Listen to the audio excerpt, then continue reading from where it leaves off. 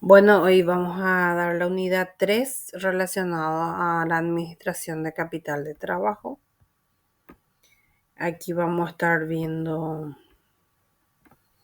directamente lo que es ya ese capital de trabajo. Bueno, ¿por qué se estudia la administración de capital de trabajo? Entonces, para tener una idea, para saber la importancia del buen funcionamiento, en este caso de la empresa, hay que definir el capital de trabajo que se originó inicialmente en la agricultura, la ganadería. En época de cosecha prácticamente se utilizaban préstamos bancarios con vencimiento al próximo año o con un periodo un poquito más largo, y posteriormente entonces, una vez que ya se vendían los productos terminados, recién comenzábamos a eh, finiquitar los pagos, ¿verdad? Entonces, posterior a esto, vamos a ver el ciclo de maduración y ciclo de caja, que el ciclo de maduración es el paso previo para conocer el fondo de maniobra, y el ciclo de maduración ya son los días que transcurre desde comprar la materia prima hasta cobrarle al cliente, pasando todos los procesos ya dentro de la producción, desde lo que vendría a ser ya el proceso, la producción, el producto terminado. Y posteriormente entonces esto se puede ir viendo si cuánto tiempo tiene ese plazo, ese tiempo que se necesita financiar en caso de que haya entonces una mala gestión. El ciclo de maduración puede provocar problemas financieros, y también hay que reducir en lo posible este ciclo de maduración. También si es muy pequeño, puede ser insuficiencia de productos, quiebra, y puede aumentar también el procesamiento de esos productos. Entonces, el ciclo de maduración, como vemos aquí, empieza desde la compra, la materia prima, se estoquea, se paga al proveedor, luego se tiene esos productos en proceso, productos acabados, se vende al cliente, y posteriormente el periodo que le damos de crédito contado al cliente para cobrar. El ciclo de caja entonces ya es entre el plazo del pago al proveedor y del cliente. Posterior a eso, entonces tenemos que estar esperando o apechugando, en este caso, la necesidad de financiamiento mientras que nos ingresan los pagos. Y se tiene que determinar esos plazos de estoqueo, ¿verdad? Que puede ser cuánto es lo que yo puedo soportar estoquear, tener producto parado, pagarle a mi cliente, en este caso a mi proveedor, y posteriormente entonces ver si es que va a tener o no financiamiento, ¿verdad? En el ejemplo tenemos 28 días de estoqueo de las materias primas, 20 días el producto en proceso, 30 días en productos terminados, 60 días es lo que vendría a ser nuestro crédito a nuestros clientes, el proveedor nos da 45, sumamos todo y restamos con el proveedor y nos da 93 días, que implica prácticamente que tenemos que estar viendo 93 días de soporte financiero de este fondo de maniobra, ¿verdad? En el caso del supermercado, entonces no tienen producciones, directamente bajar en góndola, y tienen 30 días para la venta. Y esa venta es contado, no tiene un plazo de pago a proveedores, es que somos nosotros prácticamente que nos usan como proveedores los supermercados, es de 45 días, entonces ellos prácticamente su ciclo de caja es negativo, que significa más bien que el plazo de financiación que nos tienen los proveedores es lo que hace que pueda tener mayor inversión también en su circulante en este caso. Y la definición de lo que vendría a ser el capital de trabajo, que es el fondo de maniobra, y es lo que representa todas las inversiones que la empresa hace en sus activos corrientes como efectivo, valores a corto plazo, clientes, inventario, y le restamos los pasivos corrientes que pueden ser justamente relacionados a estos activos circulantes. Entonces, el grado que se utiliza prácticamente en la empresa debe estar protegido con problemas de liquidez. En el caso, por ejemplo, se puede determinar el capital de trabajo de hacia arriba, que es el capital operativo, en donde es la diferencia de los activos corrientes con el pasivo corriente.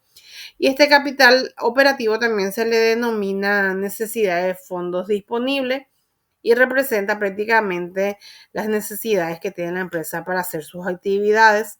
El ciclo de maduración más bien es un desfasaje de esos activos corrientes en lo que se hace líquido, en lo que se vende o se cobra a los clientes para poder justamente hacer el pago a los proveedores, que son los pasivos corrientes, mercaderías, entre otros. Y el capital de trabajo relacionado ya a lo que es la necesidad de fondo disponible, tiene también un tiempo en donde se requiere recursos financieros para hacer la provisión de esas materias primas, luego el procesamiento.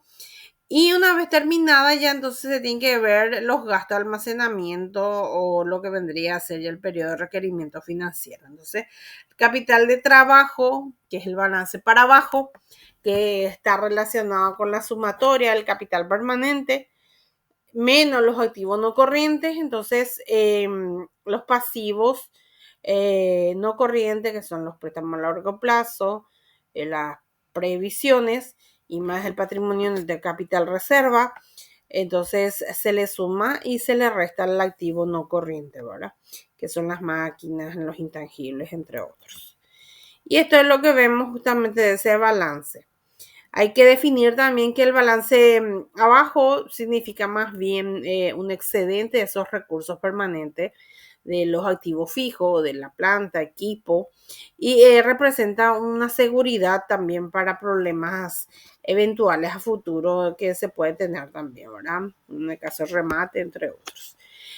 También debe ser positivo para tener que prever problemas de liquidez, y si es negativo indica que hay activos fijos que están financiados con pasivos a corto plazo justamente y aumenta la probabilidad de no poder pagarlos. Es importante conocer el capital de trabajo. ¿Por qué? Porque las empresas pequeñas tienen una fuente de financiamiento muy baja y por lo general los préstamos hipotecarios, los créditos que le dan los proveedores inicialmente son cortos, y esa fuente de financiamiento justamente inicialmente se hace como un alquiler de estos activos fijos inicialmente. Por eso no es bueno tener ya todo nuestro equipamiento en nuestras instalaciones si es que no tenemos cintura económica como para soportar lo que es ya su producción. Y entonces las empresas más grandes, claro que recurren a préstamos a corto plazo para operalizar justamente todo su trabajo, ¿verdad? Su capital de trabajo. Y es relacionado a un efecto de riesgo, rendimiento y precio de las acciones mismas para poder tener liquidez, o sea que para poder sobrevivir. Y existe un análisis de riesgo y retorno en la cual se habla de dos aspectos fundamentales, que es el nivel óptimo de inversión que se tiene en activos circulantes, cuánto tiempo le doy a mi cliente que me deba, la mezcla adecuada, cuánto debo a corto y a largo plazo, si ya es mucho y si soporto pagar a corto plazo esa cantidad. Entonces esto va a ir equilibrándose entre el riesgo y el retorno también. Y esta variación hace que prácticamente se tenga que ver si el capital de trabajo es o no un riesgo, ¿verdad? Esto implica también que la estructura financiera que la empresa tenga que ver si va a tener o no sus activos, sus deudas propias, si va a tener esa ganancia deseada, el nivel de inversión en activos fijos, si va a invertir a una capacidad mayor, ¿verdad? Y esto también para que pueda llegar a aumentar sus activos totales. La relación riesgo y retorno van de la mano, por ende a corto plazo. Cuando se habla de riesgo y retorno, más bien se ve la rentabilidad en las empresas, ¿verdad? Y esto posteriormente se traduce si es negativo o positivo también el capital de trabajo, si hay bastante activos circulantes, o sea que las obligaciones para mantener esas ventas y compensar justamente la rentabilidad en cuanto a mayor riesgo. Y en cuanto al equilibrio financiero, el riesgo del negocio es la incertidumbre justamente de acuerdo a la variación que se tiene dentro de lo que son nuestros activos en la empresa. Y el riesgo también es adicional a lo que vendría a ser ya lo que vendría a ser lo que es el apalancamiento financiero que mide prácticamente cuántos son financiados mediante obligaciones o deudas, ¿verdad? Y el equilibrio de la empresa está entre tres dilemas, entre riesgo, rentabilidad y liquidez, que son de acuerdo a las decisiones que se tomen, de acuerdo al tamaño de la empresa. Y esto reduce tal vez el riesgo si es que se tiene un incremento de dinero, liquidez. Y posteriormente entonces el empleo de deuda se financia también en relación justamente al riesgo que se tome, ¿verdad? Y la mejor decisión es justamente la sobrevivencia, maximizando las ganancias, dando un mayor riesgo si es que necesitamos mayor rentabilidad. Y el mantenimiento de liquidez también es necesario para lo que vendría a ser la vida de la empresa, ¿verdad? Ir viendo que el capital de trabajo funcione. Entre los supuestos, el riesgo y el retorno, en el caso de una empresa, se espera que las industrias ganen justamente con sus activos fijos, o que son sus activos corrientes también, y los fondos a corto plazo que sean menos costosos que los largo plazo, ¿verdad? Existe una incidencia entre activos corrientes en relación al total, y esto puede aumentar o disminuir también la inversión. Asimismo, cuando hay un aumento, significa que el retorno es de acuerdo al riesgo que se va tomando, y el retorno es mayor cuando hay una disminución del riesgo también en el caso de efecto de disminución, ¿verdad? En los pasivos también ocurre lo mismo, en donde prácticamente se tiene que ir viendo cómo se financia a corto plazo todo esto y si llega a aumentar o no verá el riesgo para tener mayor retorno también. Se habla de las políticas de financiamiento, en donde también la política puede ser conservadora. Tiene un axioma, en este caso, ¿verdad? Una política de financiamiento donde habla de que los activos deben ser financiados con igual madurez de pasivos, y deben ser justamente los pasivos a corto plazo con los que vendrían a ser los activos permanentes a largo plazo. También deben verse de cómo se pueden financiar, si es necesario endeudarse a largo plazo por activos corrientes a corto plazo. Y la política conservadora entonces es en donde todos sus activos corrientes son financiados a largo plazo, como mencioné, ¿verdad? Entonces yo prácticamente tengo una deuda a largo plazo, pero trabajo tranquilamente porque mis activos yo le puedo dar al cliente un buen tiempo que me pague, porque la deuda entonces en sí no es tan pesada, por así decirlo. Y las de protección siguen la axioma de, entonces si tengo préstamo a corto plazo y tengo que vender ya y recuperar ya, entonces tienen la misma madurez. Entonces en ese caso es de protección. Y el agresivo entonces es al revés, ¿verdad? Es una sumatoria de los corto y largo plazo, las deudas de los pasivos, y invierto grande ya en lo que va a ser mis máquinas, en mi instalación, entre otros. Esto está incidido justamente en la liquidez. Significa que mi política conservadora, mi política de protección, mi política agresiva, tiene baja liquidez o bajo efectivo. Si es muy agresivo, se mantiene equilibrado en uno de protección, y en la conservadora tiene mucha liquidez prácticamente. Y si hablamos entre los tres, entonces siempre cuando hay riesgo y rentabilidad es menos liquidez en la agresiva, en los tres que viene a ser la conservadora, la liquidez, la rentabilidad y el riesgo es lo mismo. Y en lo que viene a ser, o sea, en la protección y en la conservadora vendría a ser mayor liquidez y bajo el riesgo y la rentabilidad en sí, ¿verdad? Entonces se habla de que la administración de los activos corrientes se tiene que ver qué es lo que conforma los recursos dentro de esos activos, Y posteriormente a ello, entonces, ver si es crucial o no la capacidad que tenga la empresa en sus activos corrientes, ¿verdad? Si tiene o no liquidez.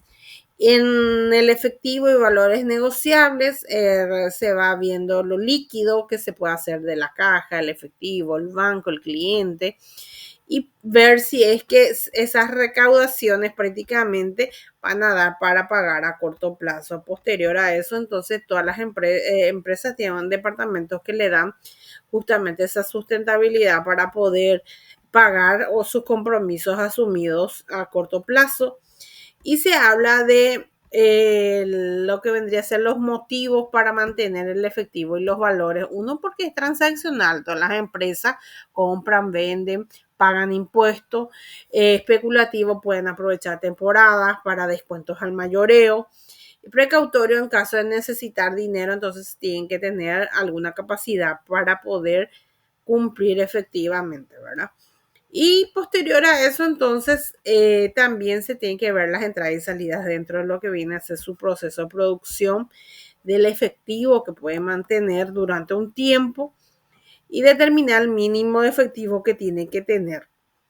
Los clientes, la administración de los clientes, entonces lo que va viendo también es cuánto es el periodo en el que yo le doy y le aguanto a mi cliente para cobrarle. Entonces, depende de mis condiciones económicas. Yo todavía no puedo ni pagarle a mi proveedor, pero yo le doy el doble de tiempo a mi cliente. Entonces, medio es absurdo mi norma de cobro, por ejemplo, al cliente. Entonces, tengo que ir viendo mis variables, que puede ser mis normas de crédito, que defino ya cuánto es el riesgo que voy a correr, dándole el tiempo, tal vez la mitad de lo que me está dando el proveedor, yo pueda recuperarme y ir haciendo otros clientes más. El término de crédito también, para ver si es que compro, por ejemplo, o doy un descuento por un pago al contado, ¿verdad? O tengo que aumentarle por una mora o por extenderle el tiempo. Las políticas, los procedimientos de cobro, si es que no me paga, si es que no me está pagando en los 1, 2, 10 días, entonces si tengo que mandarle o llamarle o enviarle netamente ya toda la deuda a una cobradora, ¿verdad? Y posterior a eso, entonces también se habla de la solicitud de crédito, en donde se puede hablar cómo se puede evaluar estos créditos. Primeramente se habla de un carácter que tiene la predisposición de ese cliente de pagarme, y muestra ya, ¿verdad?, con su actitud que inicialmente me pagaba al contado, da una antigüedad, una antigüedad laboral, de pago, entre otros. Se va evaluando su carácter como cliente. La capacidad, en donde se va viendo el registro, ¿verdad?, de sus operaciones, que tiene, ¿verdad?, esa capacidad para pagarme. Y posteriormente el capital también, la posición en el que se encuentra la empresa, ¿verdad? Si tiene o no estados o flujo de caja que pueda verse que es líquido y pueda pagar justamente ya esas adquisiciones que tenga. Y colateral, ya relacionado a la garantía, la seguridad de que si no me paga, me puede dar con algún inmueble o con una casa, con algo como en el cual me dé esa garantía también que voy a cobrar. Y las condiciones, ¿verdad?, en el cual también, de acuerdo al rubro, esta empresa tiene obligaciones, donde yo puedo ver también su posición en la región, su producto está en alza, ¿verdad? Entonces yo podría decir que tienen las condiciones dadas como para poder darle ese crédito, ¿verdad? Y también se habla de administrar el inventario, ese inventario en el cual yo tengo que saber el nivel de estoqueo que voy a darle a mi materia prima, a mi proceso, a mi producción de productos terminados, cuánto es lo que yo puedo aprovechar y guardar, cuánto puedo arriesgarme a estoquear, ¿verdad?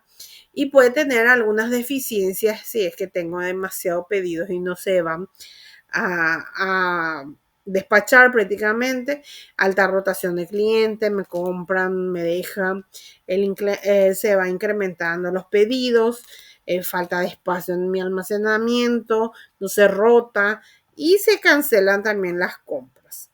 Y entre los inventarios tenemos varias herramientas, entre ellas el método ABC, Está también lote económico, el de cantidad variable y lo que vendría a ser ya el justo a tiempo, como también la planeación, requerimiento de materiales, ¿verdad? Entonces sería, esto es la teoría de lo que viene a ser esta unidad. Espero sus dudas en el foro consultas y puedan también hacer lo que vendría a ser el foro de esta segunda parte de la unidad 3. Así que si no tienen dudas, nos veríamos el próximo jueves también.